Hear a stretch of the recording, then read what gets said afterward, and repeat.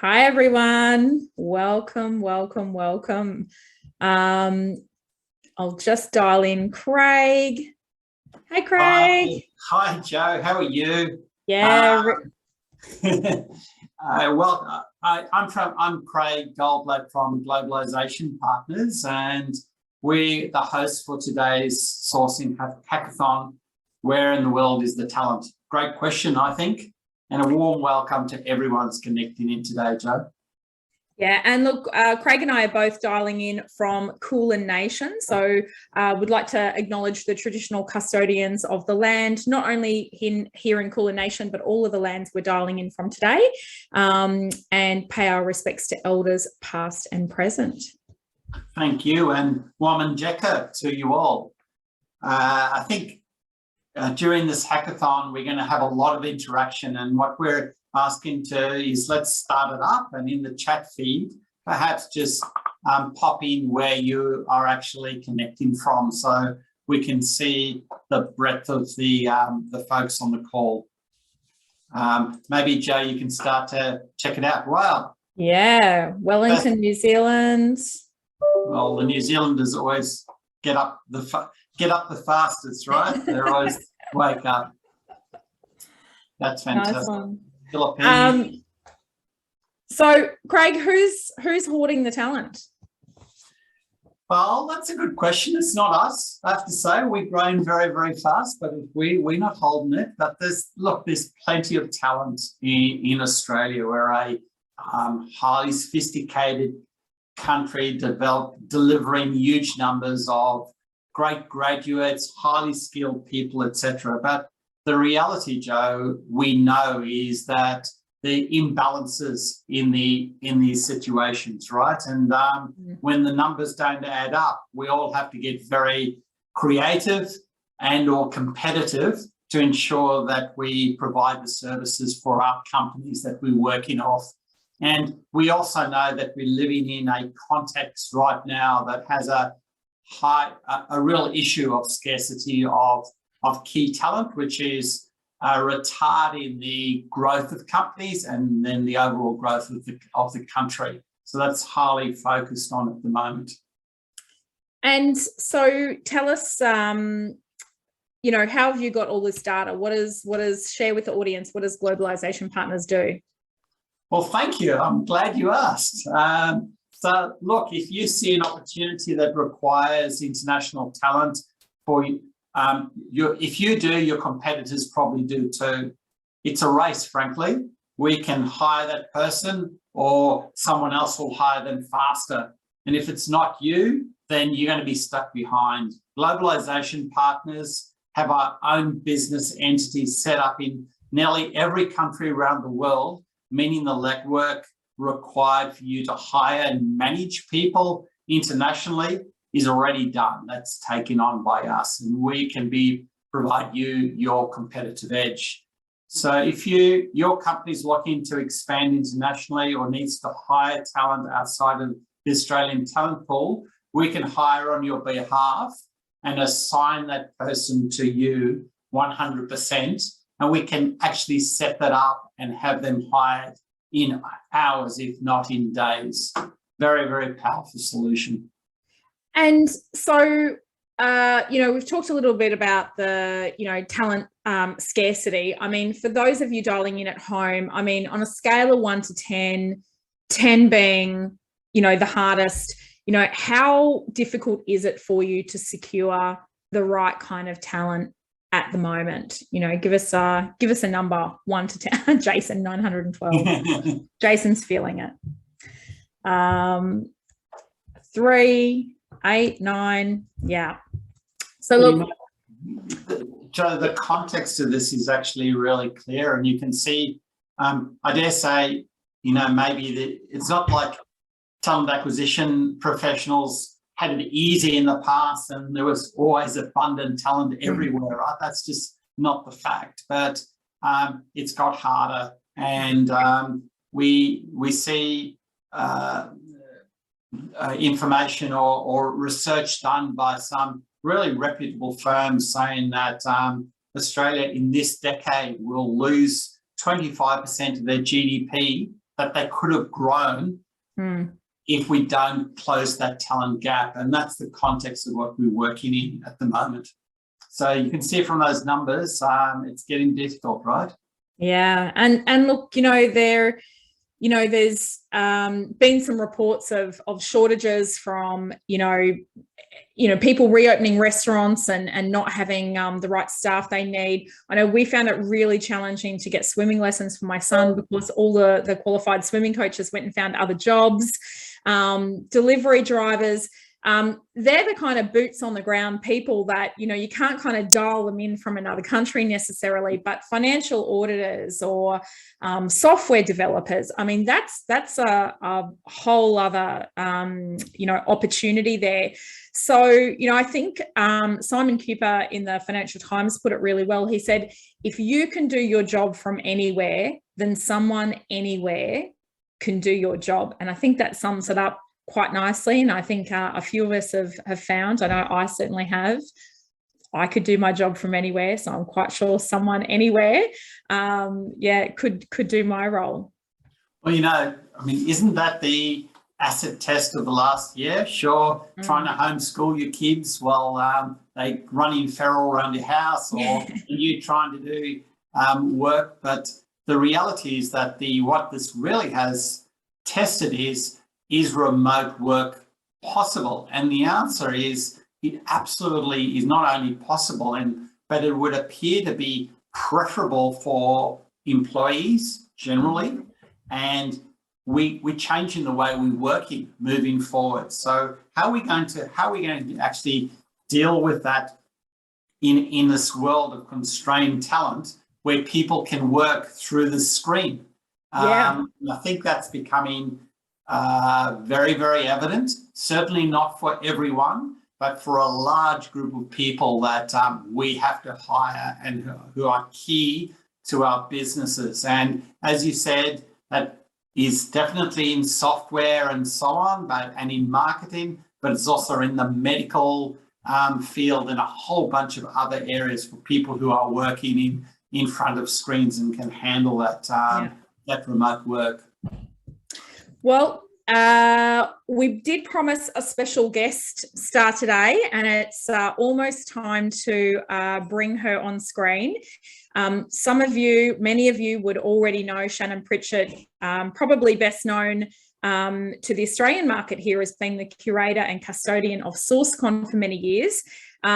Today, she's going to be tracking down the in-demand talent for us, telling us where in the world the talent is, and sharing the availability between, what the Australian market has to offer for that skill or role versus, other potentially, more abundant talent markets. So, for now, over to you in the feed. Tell us, what role or skill are you desperately in need of that you think, maybe this could be done remotely?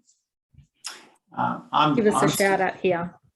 Full stack React, Yeah, that came up pretty quickly, didn't it, Joe? I'm actually super excited to see how Shannon presents this tool and live to the audience here. And their roles here I didn't even know actually existed, which is also interesting, right? A year ago, 18 months ago, the idea of having people that take swabs from your nose as a role is not exactly what we would have been thinking, right? Exactly. But look, while everyone's typing in those roles and skills, let's welcome Shannon, Head of Marketing and Community at Hychel. It's an AI-powered sourcing tool. I think, Shannon, you'll be able to tell us that better than I can explain it. Yep. But if you wouldn't mind also just to introduce yourself as well and take yourself off mute will be important too. Yeah.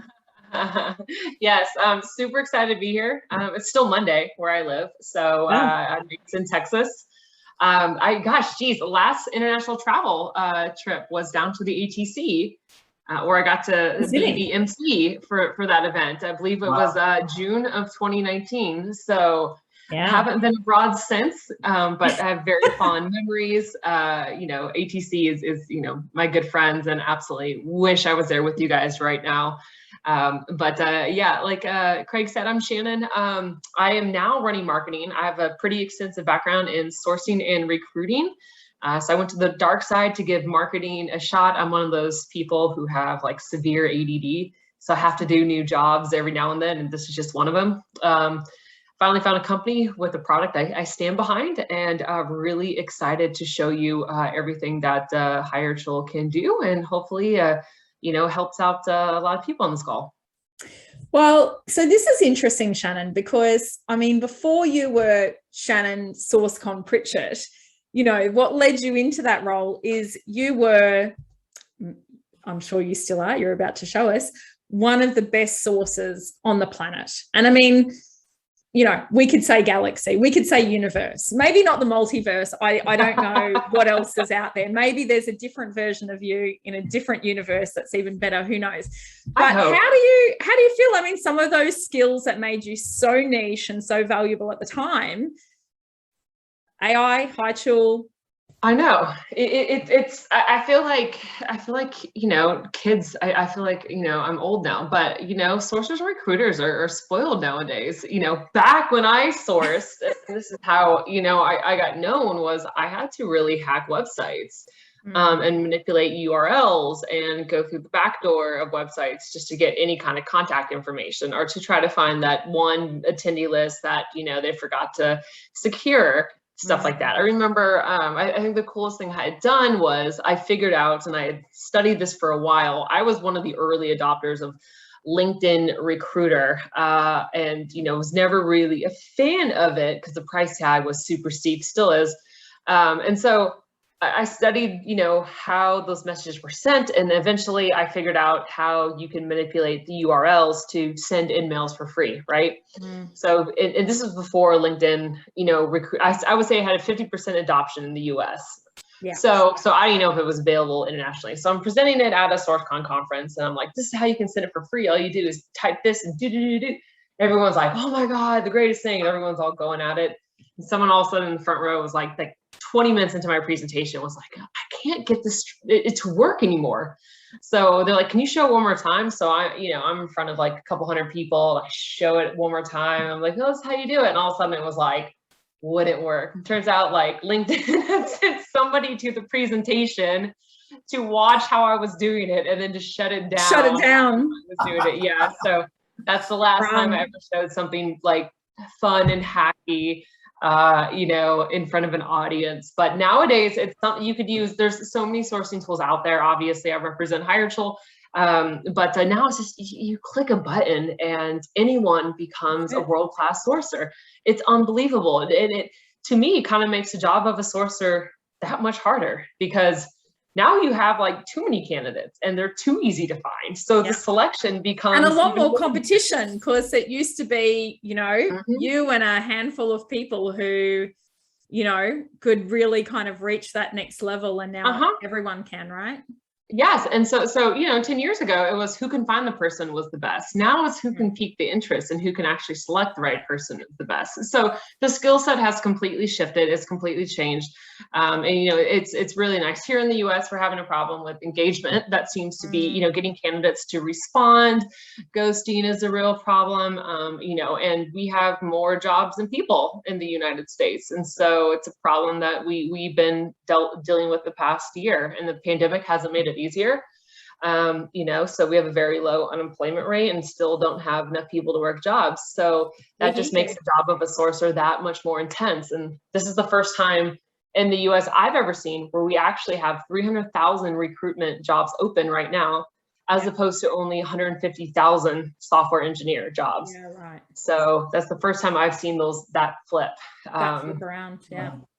Can you imagine the inbox of a software engineer at this time? I got talking to one at the playground the other day, and I said, but you've got like Jim's mowing on. And he said, oh yeah, I left tech years ago. My LinkedIn profile still says I'm in London. I'm now have a franchise. I work in, Jim's mowing, et cetera, et cetera. And he goes, is there something going on in the market? Because he said all of a sudden every recruiter known to man is reaching out to him, and he's like, they're just sitting there, because he's like, I don't even live in London anymore. You know, I'm not even in the industry anymore. I just haven't updated my LinkedIn profile. But look, let's do this. Let's put it to the test. So, you know, I'm going to start looking through all of the suggestions people made. Now, just to let people know at home, half of you are messaging openly to everyone. Half of you are messaging only direct to hosts and panelists. So I think, you know, it would be good, unless you want to be private about it. You, definitely, you know, put that through to everyone, and then everyone can kind of see the, you know, how everyone's going, and kind of do the, you know, the group test there. But Shannon, do you want to share your screen? And then while everyone's putting their stuff and you're checking out appropriate next steps there, Joe, why don't we actually look at some of the information or the checks that we did before the event. We saw that a senior full stack engineer with AWS, Java and React expertise was really key. So we asked Joe to cook one of these up. So while we type in what we need. Quite a few people write into us when I was messaging on social saying this event's coming up. What do you need? You know, what do you want? And people send that to me a few times. So I believe there's 6,406. Actually, no, 5. Someone retired. 6,405 people that are available locally in Australia at this point. Yeah. Let's have a look. Yeah. So the numbers might be a little different. What we did was, to get the numbers that we sent out, was we had our BI team really look at every single potential possibility in here. And so if I type something out, it might not be it exactly, but you'll get the hang of it. And so this is basically the interface of HireTool. And you know, the best way to do this is actually, I hate to say this, but Boolean is you know, fading away. I've made a career teaching people how to, you know, write Boolean strings. Now I'm telling you not to use it. But the tool is as simple as uploading a resume or a job description, and then our AI just clones it from there. But you can also just build it from scratch. And since I don't have a job description, I'm happy to do that. So you can start out any way you like. I can just start off by doing something simple and broad, like software engineer. And then right on the side of the screen, if you can see it, you might have to move your camera around a little bit. There's 9 million people in our database of about 800 million that have a software engineer. I can hit software developer, and that's going to expand a little bit, and you get the point. And then you can go down and type in locations. If you don't do any locations, it's going to be a very broad notion. And then what were some of the skill sets that you were saying? Was it React? Yeah. AWS. Yeah. Yeah, you can do. Yeah, React. So obviously it's going to go down. Was AWS? Was that another one? Yeah, AWS.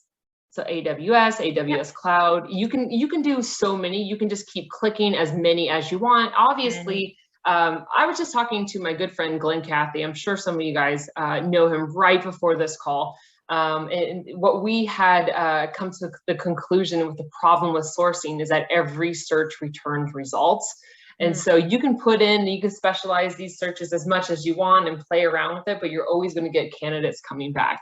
Yeah. Now, this is what the beauty, and this is what we really wanted to see here is, you know, sourcing's great and everything, but what I like to take a look at is the personas and the insights. So where are these talent coming from, right? Which is so good if you're doing a small pool, like maybe Australia or New Zealand, and you might have to venture out of your current location. So I can see the different job titles that are on here, and those get broken down of my talent pool. Here's some of the skills. You can see AWS, about 87% of all candidates have that. React or React.js, about 66%, just React, about 62%. So generally, these software engineers and developers that came back in this search are going to be heavy in that experience. You can also see the companies that they're coming down from, where they work, industries they're in, et cetera. But here's what's really cool, locations.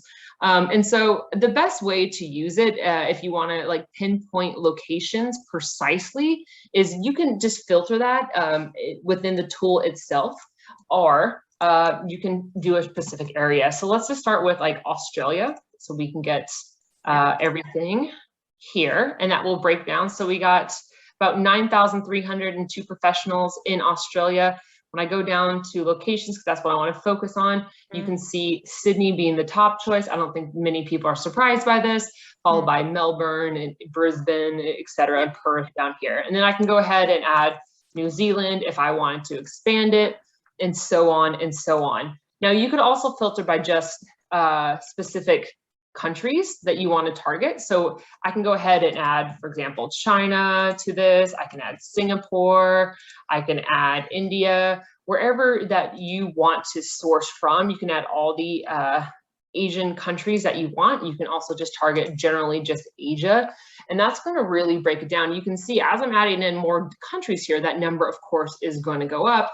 And you can even scroll down to see where these people are coming from. So once that's fully loaded, I do some scrolling, you can see a lot of people come from India with this. Looks like that was the most popular region. You're like, okay, I don't want candidates from India. All I have to do is take it out. And then you're gonna see where, again, the top locations. So let's flip that around, because, you know, this was the one that we gave you in advance. If you just show us candidates only in, I think India had on that particular day 172,000, like compared to Australia, because I think if we put AWS in there as well, Australia had, you know, 6,500 nearly. China had 190,000 and India had 172,000. You know, if diversity was really important to me and I only wanted, you know, female senior full stack engineers, you know, how do I do that? Absolutely. So that's one of the components we have. In the US, we have 6 different diversity filters. Most of them are for, you know, Asian Americans, et cetera, African Americans. Here, this allows me to break it down and see now, just in Australia, I broke that down into 895. We do have so now we have 895, so you can see that. There is a little bit, if you see the first profile, looks like that, you know, I'm not sure how that person is identifying. Our AI does the gender identification, but you will see 1 or 2 professionals that are probably like, I don't think that's the gender that this person that I'm looking for. That's common. It happens from time to time, about, you know, a 10% rate they will sneak in there. But otherwise, this is a great way to go out and target those 895 individuals if this is something you were particularly looking for. And then now you have a little bit more of ammunition. I like to call this actually the pre-search, Joe. The information that you want to alarm yourself with before you dive into the search itself. So you're not going into a search blind. Now you have a little bit of ammunition. Yeah. And how do I contact somebody? Yeah, contacting them is easy. If you go over to our profiles, what you do, and you see every time the beauty about our AI is every time you go back into this, it will rank these candidates or re-rank, so you always see refreshed people. But we'll have emails directly on here, and then the beauty about our product is I could go in here and I can select and start a project. When I start a project, that will allow me to say if I like or dislike somebody. And so, this person works at our friend at Seek, so wouldn't want to poach them, but the beauty about it is our AI gets to know you, and then once you start a project, I can put all the candidates that look interesting in here, and then I can actually email them in bulk, or I can email them one-at-one. And you can actually, we have a built-in light CRM within this product, so we can set up some drip campaigns, so you get a greater chance of follow-up with those drip campaigns, which has proven very successful here in the US because the first email candidates aren't getting around to, but usually the 3rd or 4th is when we're seeing a lot more success. Yeah. Okay.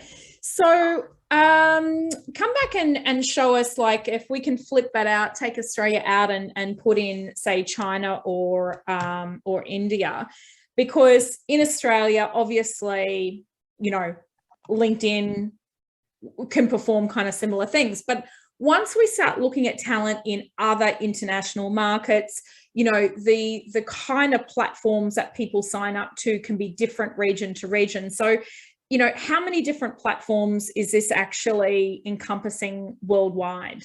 Like, it's obviously LinkedIn is one. Yes, LinkedIn is one. We don't scrape LinkedIn. One of the things that we pull from 45 different data sources. And so the beauty is I'm in insights right now, but if I go over to like our AI sourcing initiative, that allows me to just focus on some of the other like tech platforms we pull from. Like I can just do just tech platforms only and turn off LinkedIn. And that will pull from like GitHub, Stack Overflow, Kaggle, etc. And so, you know, there, you can see we're pulling about 7,000 candidates just from there. So these are 7,000 candidates that are not going to be on LinkedIn that match the search.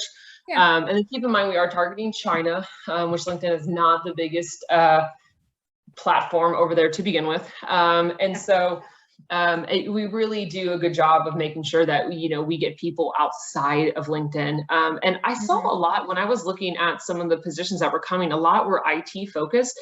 I think what this product does really well is we have, it works really well high volume. So those blue collar type, hourly type positions that traditionally you wouldn't use a big tool like LinkedIn for, you can find those candidates on here. So non-IT as well. And so that's a pretty cool thing about this. And then here's the AI I was talking for, like this candidate right here. If I liked him, what I see, I can say good fit, and then the AI will just keep matching it. Or I can say not a good fit, and it will, you know, exclude those candidates. All right. So let's say I've found my person in here, you know, they're based in India, and I go, great. You know, now's the time. You know, I'm going to reach out. I've identified the person I want to hire. Craig, you know, how does that work? I don't have an entity set up in India. So what do I need to know? I mean, obviously Australia, sorry, Shannon, I believe, if I'm correct, that Australia actually gives more vacation time to paid vacation time to employees than the US does. Probably everyone does. That's why I want to move there. Yeah. So sorry. But you know, you get healthcare. So what about, you know, what about, you know, India or China? If I found the talent I'm looking for, what do I do?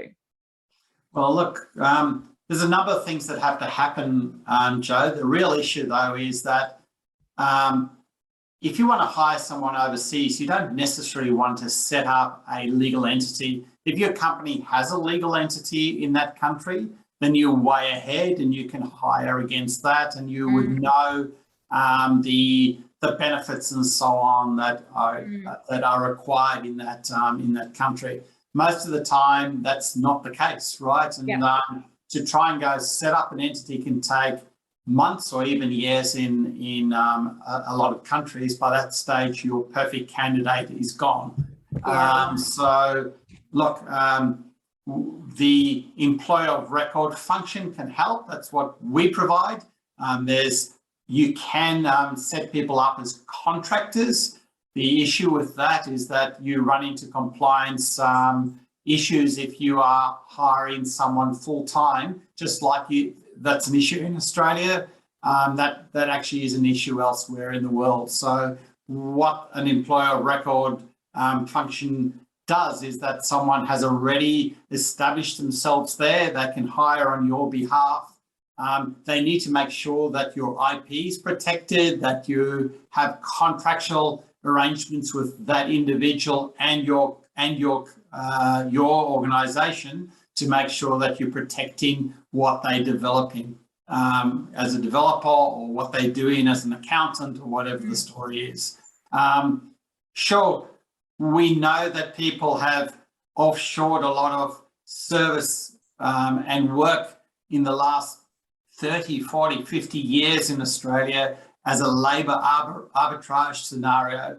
And that hasn't changed completely, but the balance is starting to change, and the democratisation of employment becomes an issue. If you think that someone in China or India or anywhere else in the world believes that they don't know what a software developer earns in Australia or the US, etc., then you're kidding yourself. So the question has to be quality and capability, and then also what's the cost of living in those countries. Yeah, that's right. And these are, you know, as we sort of start to tap into international, more abundant talent markets. And for a different market, Australia might be the abundant market, you know, for many skills. But yeah, it does sort of raise that, you know, we would normally do a COLA, a cost of living adjustment. And I'm sure in the US, you know, this happens. It's a different cost to live in Kansas as it is in New York or San Fran. So, you know, you may adjust salary and pay people differently. But then I think for some roles, they'll end up being potentially, you know, a kind of global rate, a global sort of value to that skill. At the moment, a full stack engineer in India, I mean, in Australian dollars, earns between 10 and 20,000 Australian dollars per year. But there's a lot of really like finer points to each of those different regions. So salary inflation in India is enormous. It is starting from a very affordable base for us. But, you know, an employee in India may expect a title increase and a wage increase of 10 to 15% per year. If the increase is not given, the employee is likely to start looking for other roles. Tech sectors have an exceptionally high rate of job hopping there at the moment. So it's good to kind of understand what those factors are, you know, kind of region to region. And the basic salary, although very affordable, 10 to 20,000 Australian a year, is often 40% of the total compensation package available, because it's composed of lots of different allowances and those kind of things. Now, all of this data, Craig, I got off your website. I got off Globalpedia. Thank you very much. You know, everyone was at home is probably going, Jo, how does she know so much? Thank you, Craig.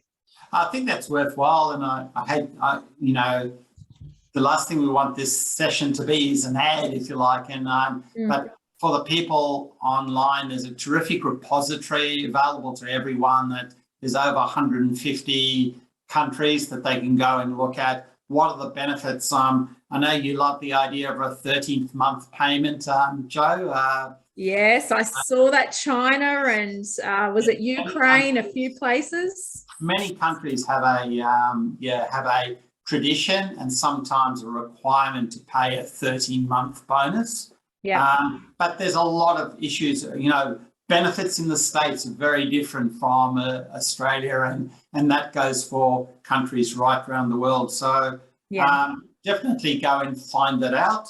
But the other thing you alluded to there is around the hubs. Where do you find that more abundant talent to try and give you a better chance of finding that talent? From a software technical area, probably three I would highlight. There are others. The one is the Ukraine, which has been pumping out very, very strong technical resources for a number of years in a very good education system. There's over 220,000 IT software developers there in that country, with 47% of people being highly literate in English, so fluent and capable of interacting. Toronto, Canada is seen as the new Silicon Valley. You've got companies like DoorDash, Shopify, Pinterest, and so on, who've moved units into Toronto. Highly energized area for that type of skills. In the AI space, a great place is London, seen as a hub. And in the accountant world, Sri Lanka, which has got a highly literate and English literate population on our doorstep, gives you access to very, very high skilled and good value talent. Well, let's, you know, taking from some of the suggestions people put in earlier, Shannon, can you show us, and I know that, you know, I've seen this view in your tool before where it's sort of ranked, you know, country by country. If I wanted to know, you know, where are the senior React Native engineers? Where can we find them? All right, so let me go back over. Start a new search. All right, that was a Boolean. So let me clear this one and start a brand new one. All right, so we're looking for a React engineer. Yeah, React Native though. React Native. So I would probably, this is how I would do it. I would kind of be more broad and just hit engineer or software engineer or software developer. I always like to start broad with my search. Every sourcer does it differently. I know a lot of ones that want to start as narrow as possible, but I really like to see this number go down as much as possible. And then I would go in and put the mandatory and preferred skills in here. So native, React, and I would start adding this kind of stuff in here, and then that number is going to go down and down and down. And then, let's just take out locations. I'm going to exclude like the United States here, and also I'm going to exclude Europe. If I can spell it correctly here. And so that's going to bring it down a little bit more. And then I'm going to go over to my persona and insights, which is what we really want to see here, and then generate the insights so we can get a full breakdown of location. And what I like about this is, see, now I'm getting the information and I can alarm myself, and then I can go over and ping Craig and be like, Craig, okay, how am I going to recruit these candidates? You see a lot coming from India. We have some Israel popping up here, one in Singapore, or some in Singapore as well. And then I can go ahead, and if I want to see again more locations, I can go ahead and exclude India or include it depending on where you want to see these candidates coming from. Yeah, and so let's have a quick look. So India was at the top. How many did we have there? So India, I don't have a precise, so if I wanted just to get India, I would have to go back over to my locations section. I'm just going to put out the country right over here, and that's going to break it down. The way I just arranged the search, we got about 136,000. Right. And then, so share with us now, how many in Australia? All right. As opposed to Australia, that's going to bring it down to 21,000. 21,000. All right, there we go. But notice how I did the job title and then the skill sets. If I were to put that as a job title up here, let's just go ahead and do that. If I were to go ahead and say React engineer or native engineer or anything like that, that job title is going to go down to 15. Right. And so it just all depends on how you build your search. Like I said, the problem with searching is that you're going to get results no matter what. But so might as well be broad depending on what you want to get coming back. Yeah. So it just gives you a little bit more. So, and this will tell you again how people are labeling themselves out there that match the skill sets. Right. So you can be a little bit more creative in your search. Okay. And so let's move over to Q&A now. Let me bring up my Q&A and see here. What have we got here? A lot of people interested in the price. I'm sure Shannon can get back to you about all of that. Great. Let's have a look over in the chat. So if any of you have a question for Craig or Shannon, now is the time to go in. There's a Q&A box there that you can go in and pop that in. I'm just going to look through the chat box here as well. So curious with an open chat question to the audience, being that, most of the people I saw here were, from either Australia, New Zealand. I saw a couple from Singapore, one from Sri Lanka and Manila. I imagine if you're in Manila, you're probably recruiting for a, multi different countries at once. Does anyone have a strategy, or does anyone want to give any advice on how you do cross-border recruitment or sourcing? I love learning this stuff. I think I would love to see in the chat what people typically do, because as Craig was just saying, the rules change with every single border you cross. So you want to make sure that, you're not sticking to your, own traditional comfort when it comes to engagement, or even how you position the job offers or anything like that, because, you get that one impression in a very hot market. You want to make sure you follow the rule book, especially the cultural rule book. Do you want to ask that question again? Yeah. Oh, yeah. I would say, does anyone have any interesting tidbits on how you do cross-border recruitment? Cross-border recruitment? Is anyone out there doing it? Give us first of all, give us a yes or a no. Is anyone looking offshore, or is everyone looking here local in Australia? Are any of you stuck with, no, you must be based in Melbourne, or you must be based in Brisbane? Are we still at the level where we're, you know, regional and you have to be based because people are wanted back in the office? Or, you know, what does that look like?